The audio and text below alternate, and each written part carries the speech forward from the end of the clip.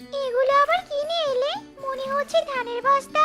হ্যাঁ সুখী, তুমি একদম ঠিক ধরেছো।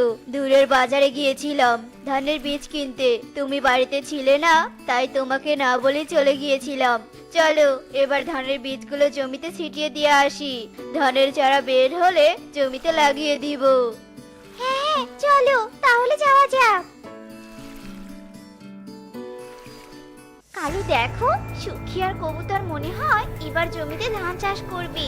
ধানের বীজ ছিটিয়ে গেছে, আমাদেরও তো খাবারের আর চিন্তা হবে না, তাই না গো বলো? হ্যাঁ কাকুলি, ঠিক বলেছো। চলো এই খুশিতে আমরা অন্য বনে ঘুরতে যাই। আমাদের তো আর কাজ করতে হবে না, শুধু চিল করব আর কবুতরের ধান পাকলেই আমরা চুরি করে নিয়ে যাব। ভাবতে খুব মজা লাগছে। এইসব বলে কালু কাকুলি অন্য বনে ঘুরতে চলে যায়। আর এভাবেই বেশ কিছুদিন কেটে যায়। কবুতরের ধানের বীজ থেকে চারা বড় হয়ে যায়। দেখেছো ধানের চারাগুলো কত বড় হয়ে গেছে। আজকে জমি তৈরি করে চারাগুলো লাগিয়ে দিতে হবে, নয়তো আবার চারাগুলো পেকে লাল হয়ে যাবে। হ্যাঁ গো চলো আমরা জমির কাজ শুরু করে দেই। এরপর ওরা জমির কাজ শুরু করে দেয় আর জমি তৈরি করে ধানের চারা লাগিয়ে দিয়ে চলে যায়। আর কিছুদিন পর ধানের গাছ থেকে ধান বের হয়। টুনি সুখের ধান খেতে আসে। বাহ, এবার সুখীর ধানের চাষ তো বেশ ভালোই হয়েছে। সুখী এবার ধান বিক্রি করে ধনী হয়ে যাবে। যাই, এবার সুখীর সাথে দেখা করে যাই আর শুনে নেই যে সে কোথা থেকে ধানের বীজ এনেছে। আমিও চাষ করব তাহলে। কি ব্যাপার সুখী, কি করছো? তোমাদের তো এবার ধনী হওয়ার সুযোগ এসে গেছে। তোমাদের ধানের ক্ষেত দেখে এলাম, অনেক ভালো ধান হয়েছে। আমি ওই পথ দিয়ে যাচ্ছিলাম, তা তোমাদের ধান দেখে ভাবলাম একবার তোমার সাথে দেখা করে যাই। তা তোমরা কোথা থেকে ধানের বীজ এনেছো? তোমার দাদা তো দূরের এক বন থেকে নাকি এনেছি। আমি জানি না কোন বন থেকে এনেছি, তবে তুমি কিছুক্ষণ অপেক্ষা করতে পারো। তোমার দাদা তো বাড়িতে নেই, বাড়িতে আসলে শুনে নিও, তারপর না হয় যেও। আর এত ভালো ধান হয়েছে, আমরা তো জানি না, কতদিন থেকে জমিতে যাওয়াই হয় না। তোমার কাছে শুনে মনটা অনেক ভালো লাগছে। এভাবে টুনি আর সুখী গল্প করতে থাকে আর কিছুক্ষণের মধ্যেই কবুতর বাড়িতে আসে। আর টুনি কবুতরের কাছে ধানের বীজের সন্ধান নিয়ে বাড়ি চলে যায়। মা টুকি, তুই বাড়িতে থাক, আমি দূরের এক বনে যাচ্ছি ভালো জাতের ধানের বীজ আনতে। সন্ধ্যার আগে ফিরে আসবো। আচ্ছা ঠিক আছে মা, তুমি যাও তাহলে, আর তাড়াতাড়ি কিন্তু বাড়িতে ফিরে আসবে। তুমি বাড়িতে না থাকলে যে আমার খুব খারাপ লাগে জানো। আমার মেয়েটাকে রেখে কি আমি দেরি করে আসতে পারি? তুই যে এত দূরের পথ উঠতে পারবি না রে মা, নয়তো তো তোকে আমার সাথে নিয়ে যেতাম। আচ্ছা রে মা, তুই থাক, তাড়াতাড়ি যেতে হবে যে আমাকে। টুনি মেয়ের কাছে বিদায় নিয়ে বীজ আনতে অন্য বনে যেতে থাকে। আরে কালু ভাই, কাকুলি দিদি, তোমরা এ বনে কি করছো? আমরা তো এ বনে আমার মামার বাড়িতে বেড়াতে এসেছি। তা তুমি কোথায় যাচ্ছ টুনি?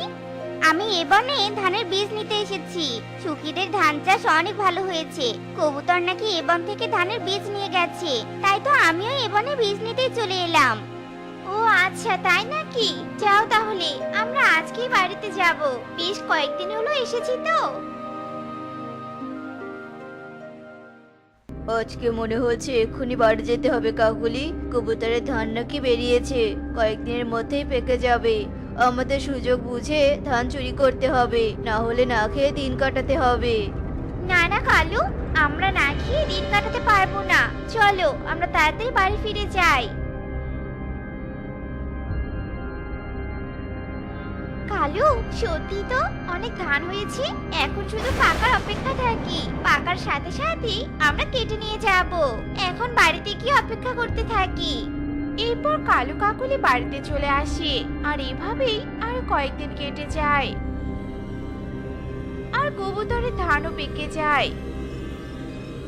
এদিকে কালু কাকুলি রাতে এসে কবুতরের জমির অর্ধেক ধান কেটে নিয়ে বাড়িতে যায়।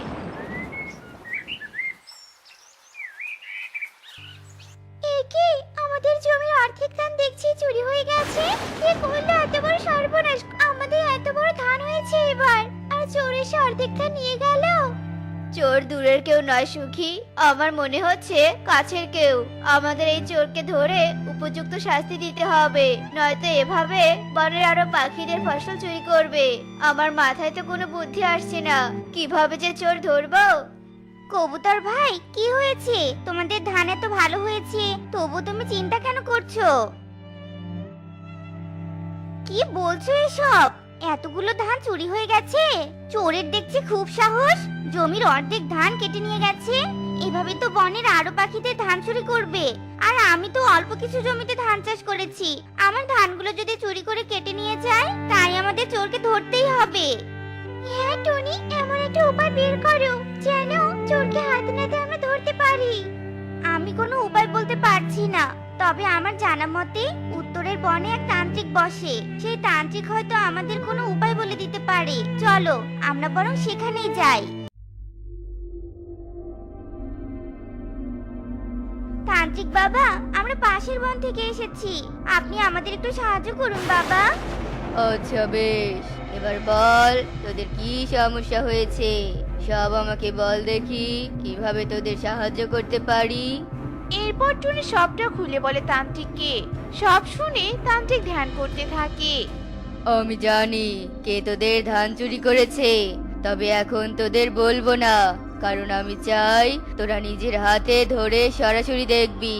এই নে একটা ছোট আপেল ঘর, এই ঘর রাতের বেলা স্বর্ণের মতো চকচক করবে। এটি ধান খেতে রাখলে চোর ধান চুরি করতে এসে লোভে পড়ে ঘরে ঢুকে পড়বে, আর তোরা তখন চোর ধরতে পারবি। তান্ত্রিক বাবা, আপনাকে অনেক ধন্যবাদ, আপনি আমাদের বড় উপকার করলেন। এবার তাহলে আমরা আসি বাবা। এরপর আপেল ঘরটি নিয়ে সবাই সেখান থেকে চলে আসে আর ধান ক্ষেতের মধ্যে ঘরটি রেখে চলে যায়। অন্যদিকে কাকুলি, কালু, এই ধান তো খেতেই চলে যাবে, চলো আজ বাকি ধানগুলো কেটে নিয়ে আসি, তাহলে সেগুলো বিক্রি করতে পারবো, আমাদের কেউ ধরতেই পারবে না। হ্যাঁ কাকুলি, তাই করতে হবে, চলো তাহলে। আরে কাকুলি, দেখেছো তুমি ধান খেতে ওটা কি স্বর্ণের মতো চকচক করছে? মনে তো হচ্ছে আপেল ঘর, নিশ্চয়ই ওটা জাদুই স্বর্ণের ঘর, তাই এত চকচক করছে। ধান কাটা বাদ দিয়ে আমরা এই আপেল ঘরের ভেতর থেকে স্বর্ণ নিয়ে যাই, বাইরে যত স্বর্ণ, ভিতরে মনে হয় স্বর্ণ দিয়ে ভরে আছে। চলো চলো, তাড়াতাড়ি চলো। কি কালু, এই ঘরের ভিতরে তো কিছুই নেই, আর একাই দরজা বন্ধ হয়ে গেল। আমরা এখন এখান থেকে বের হবো কি করে? তুমি কোন ভূতের ঘরে নিয়ে এলে? এবার বুঝি আমাদের মেরেই ফেলবে। এইভাবেই রাত কেটে সকাল হয়ে যায়, আর সকাল হতেই টুনি, সুখী কবুতর ও বনের রাজা রাজু টোনাকে ধান খেতে নিয়ে আসে। ছি কালু ভাই, কাকুলি দিদি, তোমরা হলে এই ধান চোর। আজ আর চুরি করে পালাতে পারোনি, তাই না? কখনো ভাবিনি যে তোমরা আমাদের প্রতিবেশী হয়ে এভাবে ধান চুরি করবে আর আমাদের এমন ক্ষতি করতে পারো তোমরা, এটা আমরা কখনো কল্পনাও করতে পারিনি। তোদের কত বড় সাহস, আমার রাজ্য থেকে আমার রাজ্যের পাখিদের ফসল চুরি করিস? নিজে পরিশ্রম করে চলতে পারিস না? শয়তান, আমি বেঁচে থাকতে আমার রাজ্যে কোনো চুরি ডাকাতি হতে দিব না। চোরদের উপযুক্ত শাস্তি দিয়ে ছাড়বো। চল চল আমার সাথে, তোদের সারা জীবন কারাগারে থাকতে হবে। রাজামশাই, এত বড় শাস্তি আমাদের দিবেন না, সত্যি বলছি আমরা আর কখনো কোনো কিছু চুরি করব না। রাজামশাই, এদের ছেড়ে দিবেন না, এদের বিশ্বাস করা একদম ঠিক হবে না। শোনো কালু, নিজে পরিশ্রম না করে অন্যের পরিশ্রমের জিনিস চুরি করে কখনো উন্নতি করা যায় না, আর শান্তিতেও থাকা যায় না। নিজে পরিশ্রম করে টাকা উপার্জন করলে শান্তিতে দিন কাটানো যায়। এরপর রাজা কালু আর কাকুলিকে তার রাজদরবারে নিয়ে যায়, আর কবুতর আর সুখী মিলে কালু যেগুলো ধান চুরি করে নিয়ে গিয়েছিল সেগুলো নিয়ে আসে। আর তখন থেকেই বনের সব পাখিরা নিশ্চিন্তে ফসল ফলাতে থাকে, আর ফসল ফলিয়ে সবাই ভালো টাকা উপার্জন করতে থাকে। টোনা, টোনা, কাজে যাবে না? চলো আজ অন্য বনে কাজে যাব। বনের আরো পাখিরা যাবে, কারণ ওই বনের কাজের পারিশ্রমিক অনেক বেশি। আমরা দুজন কাজ করলে আমাদের সংসার অনেক ভালো চলবে। ধুর, আমার সামনেও কাজের কথা বলো না তো। আমার দ্বারা কখনো কাজ করা সম্ভব না। শুয়ে থাকতে আমার খুব ভালো লাগে। এই রোদের ভিতরে কষ্ট করে কে কাজ করবে? এই টোনা? না, কিছুতেই না। কি বলছো এসব? কাজ করবে না তাহলে আমি একা কাজ করে সংসার কিভাবে চালাবো বলো? আবার 2 মেয়ে বড় হচ্ছে, তাদেরও তো বিয়ে দিতে হবে, বিয়ের জন্য টাকা জমাতে হবে।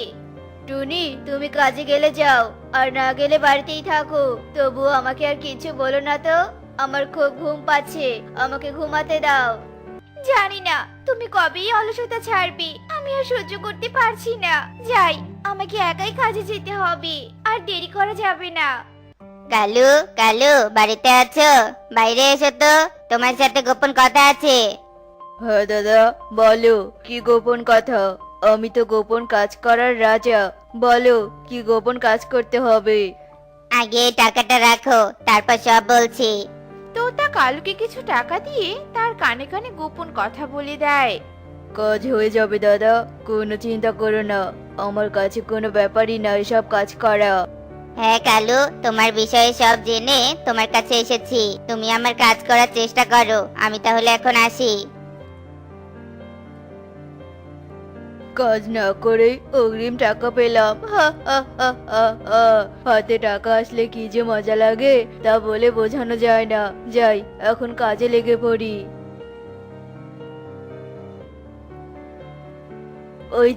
ওই তো পেয়ে গেছি। এখন শুধু 2টো চকলেট লাগবে, তাই কাজ হয়ে যাবে। দোকান থেকে চকলেট নিয়ে আসি, গিয়ে যাই। এরপর কালু দোকানে যায় আর দোকান থেকে 2টো চকলেট নিয়ে টুকি আর টুনটুনের সামনে আসে। তুমি কি আঙ্কেল? তোমাকে তো চিনলাম না। আর তোমার হাতে কি ওগুলো চকলেট বুঝছি? আমাকে দিবে চকলেট? হ্যাঁ মামুনি, আমি তো তোমাদের জন্যই চকলেট নিয়ে আসলাম। তোমার বাবা অলস, কোনো কাজ করে না।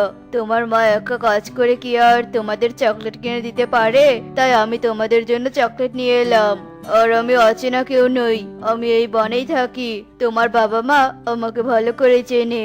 তোমরা ছোট তো, তাই চিনতে পারছো না। নাও মামুনি, চকলেট খেয়ে নাও।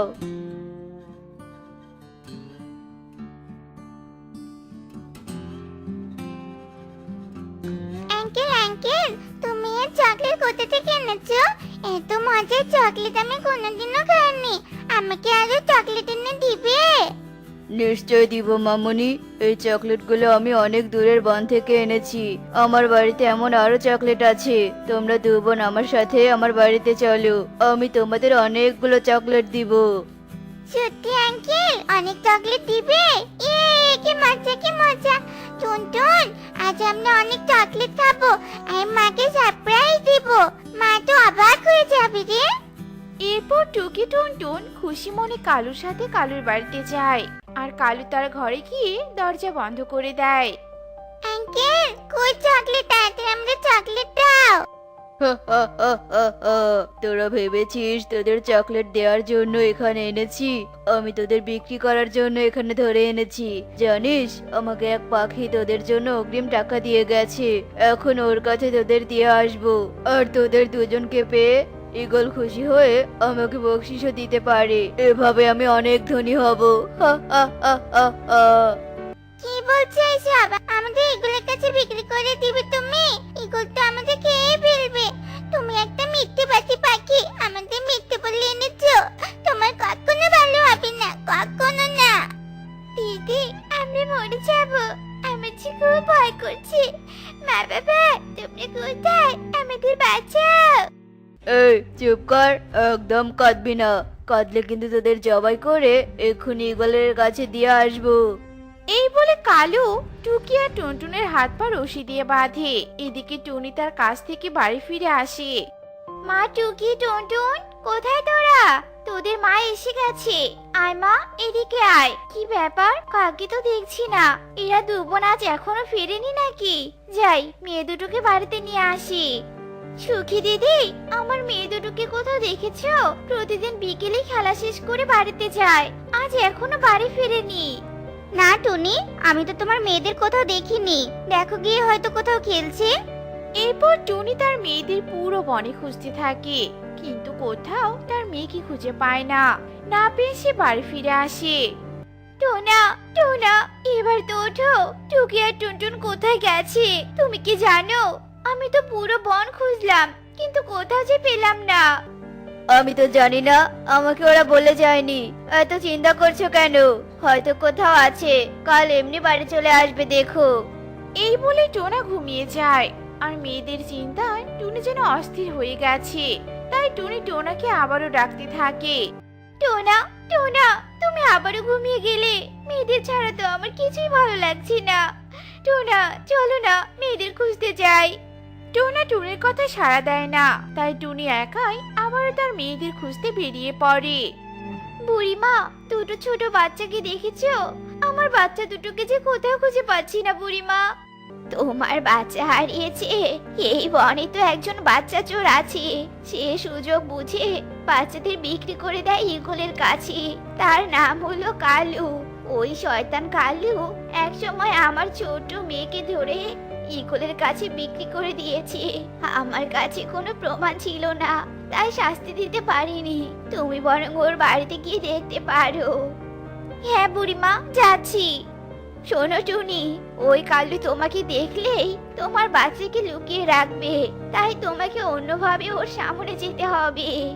কিন্তু বুড়িমা, আমি কিভাবে ওর সামনে যাব?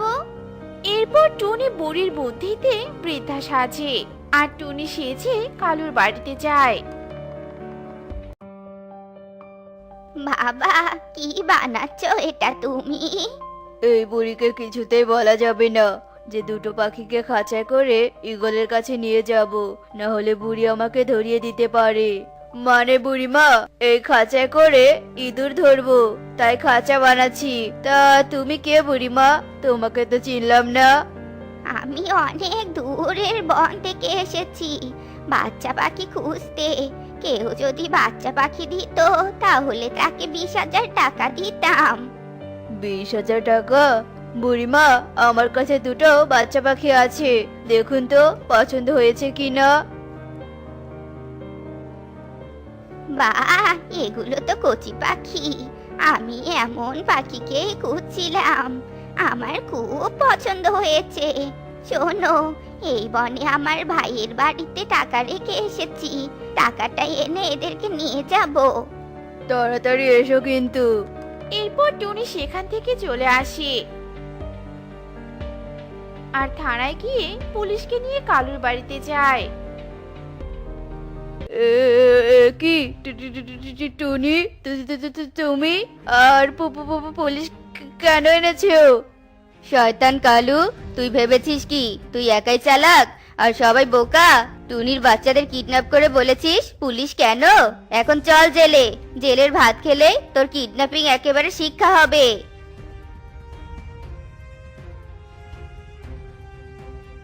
মা, তুমি এসেছো? তুমি আজ না আসলে শয়তান কালু আমাদের ঈগলের কাছে বিক্রি করে দিত, আর ঈগল আমাদের খেয়ে ফেলতো। আমাদের মেয়েদেরকে কি আমি হারাতে দিতে পারি? তাই তো তোদের বাঁচাতে এসেছি। কিন্তু তোদের অলস বাবা তোদের হারানোর কথা শুনেও আসেনি, অলস হয়ে শুয়ে আছে। তাই আমি তোদের নিয়ে অন্য বনে চলে যাব। আর যাবার আগে তোর বাবার সাথে দেখা করে যাব। তোর বাবাকে কিচ্ছু বলবো না। চল মা, আগে বাড়িতে যাই। টোনা, টোনা, এই দেখো আমার মেয়েদের পেয়েছি। কোথায় গিয়েছিলি তোরা? আজ এত দেরি করে ফিরলি কেন? এরপর টুনি রাগ করে টোনাকে সব কথা খুলে বলে। কি বললে? আমার মেয়েদের শয়তান কালো কিডন্যাপ করেছিল? ওকে তো শেষ করে ফেলবো। হয়েছে হয়েছে, এখন আর শেষ করতে হবে না। আমি পুলিশে ধরিয়ে দিয়েছি। আর তুমি এই অলস শরীর নিয়ে কত যে শেষ করবে তা আমার ভালো করেই জানা আছে। যে স্বামী অলস হয়ে সারাদিন ঘুমিয়ে থাকে, বউকে দিয়ে কাজ করায়, আর যে বাবা অলস হয়ে তার সন্তানদের হারানোর কথা শুনেও খুঁজতে না গিয়ে ঘুমিয়ে যায়, সে অলস পাখির কাছে না থাকাই ভালো। আমি জীবনে কাজ করি, সেখানে আমি আমার মেয়েদের নিয়ে জীবন কাটাবো। এই বাড়িতে তুমি একাই থাকো অলস হয়ে। আমরা চললাম মামি। টুনি, মা, টুকি, টুনটুন, তোর সবাই আমাকে ক্ষমা করে দে মা। সত্যি বলছি, আর অলসতা করব না। এখন থেকে আমি কাজ করব। টুনি, তোমাদের একা কাজ করতে হবে না। যে অলসতার জন্য আজ আমার মেয়েদের হারাতে বসেছিলাম, আর এমন অলসতা করব না। তবু আমাকে ছেড়ে যেও না তোমরা। এরপর টোনার আগতি মিনতি শুনে টুনি তার বাড়িতে থেকে যায় আর টোনা অলসতা ছেড়ে কাজ করতে শুরু করে। আর এইভাবেই তারা সবাই সুখে দিন কাটাতে থাকে। তো বন্ধুরা, আমাদের আজকের গল্পটি তোমাদের কাছে কেমন লেগেছে তা কমেন্টে জানাতে ভুলো না কিন্তু।